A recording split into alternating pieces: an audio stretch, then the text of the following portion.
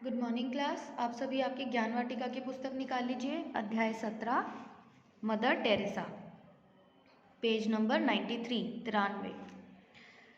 ये कहानी है एक साध्वी, एक महान स्त्री और मानव जाति से और मानव की सेवा से प्रेम करने वाली स्त्री की। ठीक है, तो ये मदर टेरेसा कौन है, हम इनके बारे में इस अध्याय में पढ़ेंगे। अध्याय शुरू करते हैं। 30 वर्ष पुरानी बात है। कोलकाता नगर की एक सड़क पर लोगों ने देखा कि एक ईसाई साध्वी एक मैली कुचैली हार्ड मांस का ढांचा बनी करहाती हुई स्त्री का सिर हाथों में थामे उसे प्यार से सांत्वना दे रही थी। साध्वी मतलब होता है, जैसे साधु होते हैं, साधु का फीमेल क्या होगा, साध्वी। तो कोलकाता के, ये कब की बात है, 30 साल पुरानी बात है। ठीक है, 30 साल पुरानी।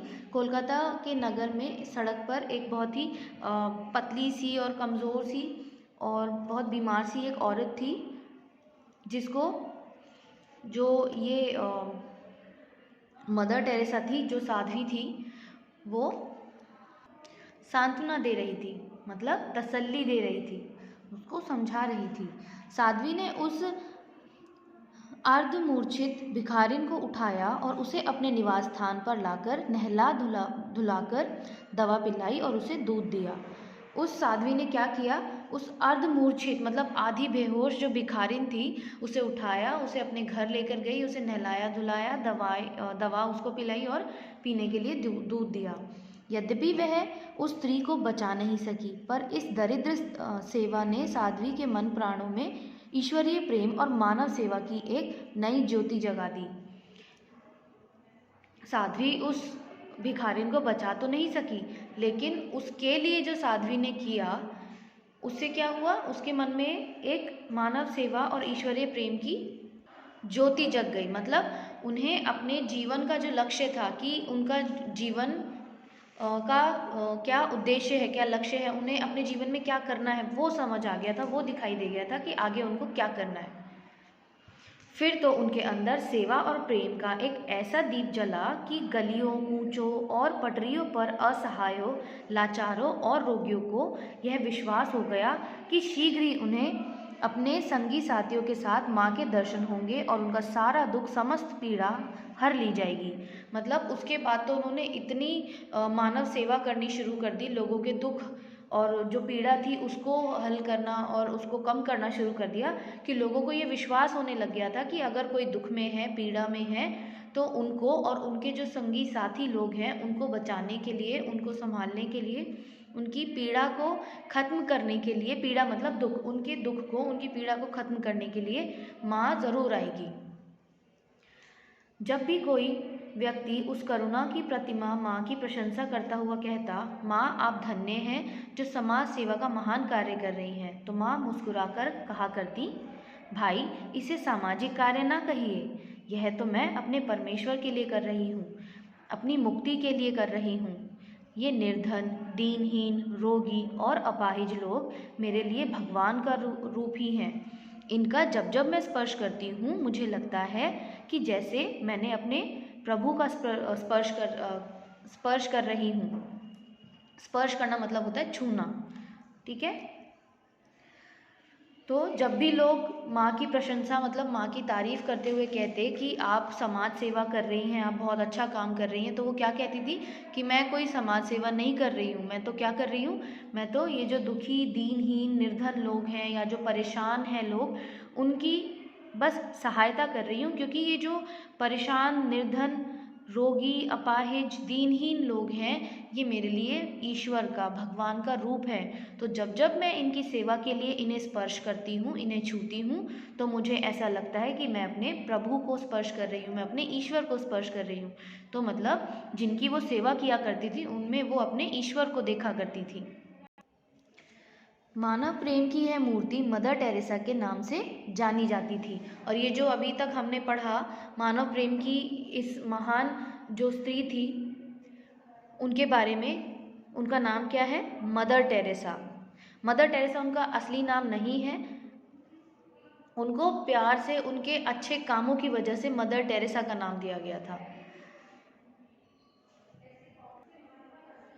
1979 से 69 वर्ष की आयु में जब मदर टेरेसा को शांति के लिए संसार का सर्वश्रेष्ठ नोबेल पुरस्कार प्रदान किया गया तो न केवल सारे ईसाई जगत को हर्ष हुआ वरन भारतवासियों का मस्तक गर्व से ऊंचा हो गया कि ऐसी करुणा की मूर्ति माँ उनके बीच में थी। मदर टेरेसा को क्या दिया गया था? उनको जो सबसे बड़ा पुरस्कार होता है शांति का, ठीक है, नोबेल पुरस्कार जो विश्व स्तर पे दिया जाता है वो उनको मिला, जिससे क्योंकि वो धर्म से क्या थी? ईसाई थी, ठीक है, जो मदर टेरेसा थी। तो नोबेल पुरस्कार मिलने से एक तो ईसाई जो जगत के लोग थे वो बहुत खुश हुए और जो भारतवासी थे उनका भी मस्तक यानी माथा गर्व से ऊंचा हो गया, उनका सर भी गर्व से ऊंचा हो गया कि ये जो करुणा की, प्रेम की, दया की महान मूर्ति हैं, ये जो माँ है ये हमारे बीच में है, ये हमारे साथ है। नोबेल पुरस्कार प्रदान करने वाली समिति ने उनकी प्रशंसा करते हुए कहा था, गरीबी, भूख और पीड़ा शांति के शत्रु हैं, उनसे संसार की शांति को खतरा उत्पन्न होता है। जब नोबेल पुरस्कार उनको दिया गया तो जो समिति नोबेल पुरस्कार देती है उन्होंने नोबेल पुरस्कार देते समय जो तारीफ की थी वो क्या की थी मदर टेरेसा की, कि गरीबी, भूख और पीड़ा क्या है? ये शांति के शत्रु हैं। जब तक समाज में गरीबी रहेगी, लोग भूखे रहेंगे या कोई उनको पीड़ा होगी, तब तक समाज में शांति नहीं बन सकती, खुद व्यक्ति शांत नहीं रह सकता। तो सबसे पहले ये जो गरीबी और पीड़ा, दुख, भूख जैसे शत्रु हैं, इनसे हमें निपटना होगा क्योंकि उससे संसार की शांति को खतरा है। मदर टेरेसा इनका दमन करने, इनको समाप्त करने में लगी रही और ये जो शांति के लिए खतरा है, ये सारी चीज़ें, इन्हीं का दमन मतलब इनको खत्म करने के लिए मदर टेरेसा ने बहुत काम किए। उन्होंने इसके लिए एक बड़ी संस्था की स्थापना की थी। मदर टेरेसा ने क्या किया था? इन समस्याओं के समाधान के लिए एक बहुत बड़ी संस्था की स्थापना की थी। इस संगठन में 1800 साध्वियाँ और 1.25 लाख सहयोगी कार्यकर्ता हैं जो असहायों और रोगियों के लिए अस्पताल, अनाथालय और कुष्ठ आश्रम बड़ी संख्या में चलाते हैं। ये जो संस्था मदर टेरेसा ने स्टार्ट की थी, इस संस्था में, इस संगठन में 1800 साध्वियाँ हैं। मतलब जैसे मदर टेरेसा एक साध्वी हैं वैसे ही और भी 1800 साध्वियाँ हैं और इसके अलावा 1.25 लाख और भी सहयोगी कार्यकर्ता हैं। कार्यकर्ता मतलब जो काम करवाते हैं, जो काम में मदद करवाते हैं, वो लोग हैं। 1.25 लाख लोग ऐसे हैं जो इस संस्था से जुड़े हुए हैं और ये सभी लोग मिलके जो रोगी हैं, अस्पताल में बीमार लोग हैं या अनाथालय में जो बच्चे हैं या कुष्ठ आश्रम क्या होता है? जिनको स्किन की डिजीज़ होती है, ठीक है, त्वचा से जो संबंधित बीमारी होती है, उनको कुष्ठ आश्रम में रखा जाता है। गरीब लोगों को वहाँ पर उनका इलाज किया जाता है। तो ऐसे कुष्ठ आश्रमों में क्या करती थी? इनकी संस्था के जो लोग हैं वो इनकी सेवा किया करते थे।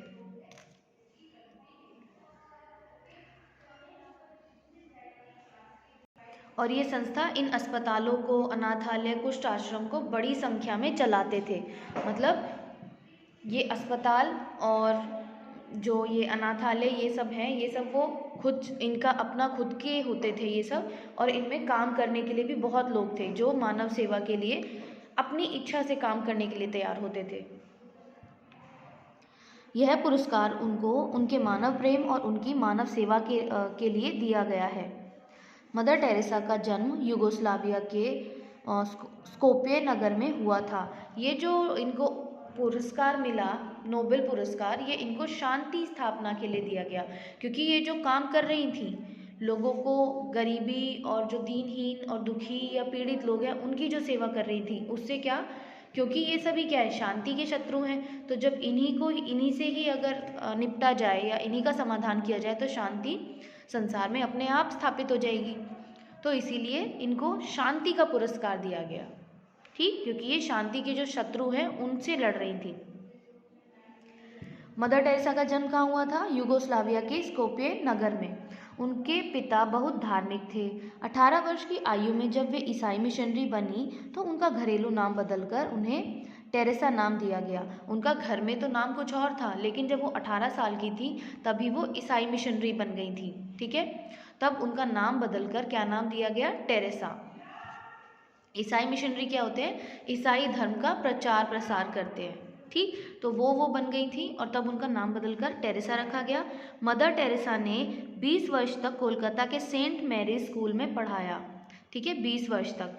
यह स्कूल मोती झील झुग्गी झोपड़ियों के पास है, जहां मदर टेरेसा ने 20 वर्ष तक गरीबों, पीड़ितों और बीमारों को गरीबी और बीमारी में तड़पते और बिना औषधि उपचार के प्राण छोड़ते देखा था। जब mother Teresa saint Mary school में पढ़ाती थी तो वो स्कूल कहाँ था? मोती झील एक जगह है, वहाँ पर झुग्गी झोंपड़ी के पास था। तो वहाँ पर गरीबों को, पीड़ितों को, बीमारों को बहुत पास से उन्होंने देखा था, उनके दुख को उन्होंने बहुत पास से देखा था। लोगों को बिना दवाई के, उनको जब अच्छा इलाज नहीं मिल पाता, उनको दवाइयाँ नहीं मिल पाती, इस वजह से जब वो अपने प्राण छोड़ देते हैं, मतलब उनकी मृत्यु हो जाती है, ये सब उन्होंने बहुत करीब से देखा था। अचानक उनके मन में एक प्रश्न जागा कि उनके जीवन की राह कौन सी है। और इतने सारे दुखों को देखकर उनके मन में ये प्रश्न जागा कि उनके जीवन की राह क्या है, मतलब उन्हें अपने जीवन में करना क्या है, उनके जीवन का लक्ष्य क्या है। उन्होंने स्कूल में पढ़ाना छोड़कर इन दीनहीन रोगियों की सेवा करने का व्रत लिया और भारतीय सूती साड़ी और कुर्ता पहनकर वह दरिद्र नारायण की सेवा में जुट गई। फिर उन्होंने क्या किया? जब उन्होंने इतने दुख देखे लोगों के, तो फिर उन्होंने स्कूल में पढ़ाना छोड़ दिया और फिर ये जो दीनहीन रोगी लोग थे उनकी सेवा का व्रत ले लिया। मतलब उन्होंने ये निश्चय कर लिया कि अब पूरे जीवन में उनको इन्हीं जो पीड़ित लोग हैं इनकी सेवा करनी है, जो रोगी लोग हैं इनकी सेवा करनी है। और उन्होंने जो बाकी वो भूषा पहना करती थी वो सब त्याग दी और भारतीय सूती साड़ी पहना करती थी या फिर कुर्ता पहना करती थी। और दरिद्र नारायण का अर्थ है यहाँ पर गरीब लोग। ठीक है, और गरीब लोगों की सेवा में जुट गई। उन्होंने उन दीनहीनों के कारण ही जूते तक पहनने ज़रूरी नहीं समझे। आप ये देखिए कि मदर टेरेसा कितनी ज़्यादा डेडिकेटेड थी मानव सेवा के लिए और मानव जाति से प्रेम के लिए, गरीबों की सहायता के लिए, कि उन्होंने जूते तक पहनना ज़रूरी नहीं समझा। मतलब लोग अच्छे काम करते हैं, दूसरों की सहायता सेवा करते हैं, लेकिन इस हद तक अपने जीवन का लक्ष्य किसी की सेवा को बना लेना, मानव सेवा को बना लेना, ये उतनी साधारण बात नहीं है। उनके आश्रम के अपने नियम कायदे हैं। नियम कायदे मतलब उनके जो आश्रम हैं उनके अपने क्या है? रूल्स हैं। ठीक, सभी साध्वियों को प्रातः 4:30 बजे जागना होता है, जिसमें भगवान से प्रार्थना की जाती है। हम व्यक्तिगत इच्छाओं का परित्याग करेंगे और असहाय लोगों की सेवा में निस्वार्थ भाव से लगे रहेंगे। आश्रम में क्या है? जो भी सभी साध्वियाँ हैं, 1800 साध्वियाँ, वो सुबह 4:30 बजे उठती हैं और ईश्वर से प्रार्थना करती हैं, भगवान से प्रार्थना करती हैं कि वो अपनी व्यक्तिगत इच्छाओं का त्याग करेंगी। मतलब जो भी उनकी पर्सनल जो भी डिज़ायर्स है, जो भी उनकी इच्छाएं हैं, वो उनको छोड़ देंगी, उनका त्याग कर देंगी और जितने भी असहाय लोग हैं, दुखी लोग हैं, दीनहीन लोग हैं, उनकी सेवा में बिना किसी स्वार्थ के लगी रहेंगी। मदर टेरेसा आज हमारे बीच नहीं है, उनकी मृत्यु हो चुकी है। 5 सितंबर 1997 में उनका देहांत हो गया। उन्होंने हजारों अनाथों और रोगियों को नया जीवन दिया था। उन्होंने नोबेल पुरस्कार में मिला धन भी इसी सेवा कार्य में लगा दिया। आप ये देखिए, उनको किसी प्रकार का कोई लालच नहीं था। उनको इस पुरस्कार के साथ जो धनराशि मिलती है वो भी उन्होंने सेवा के कार्य में लगा दी। उनका विश्वास था कि जितना हमारा सेवा क्षेत्र बढ़ेगा, प्रभु के हाथ उतने ही फैलकर हमारी सहायता करेंगे।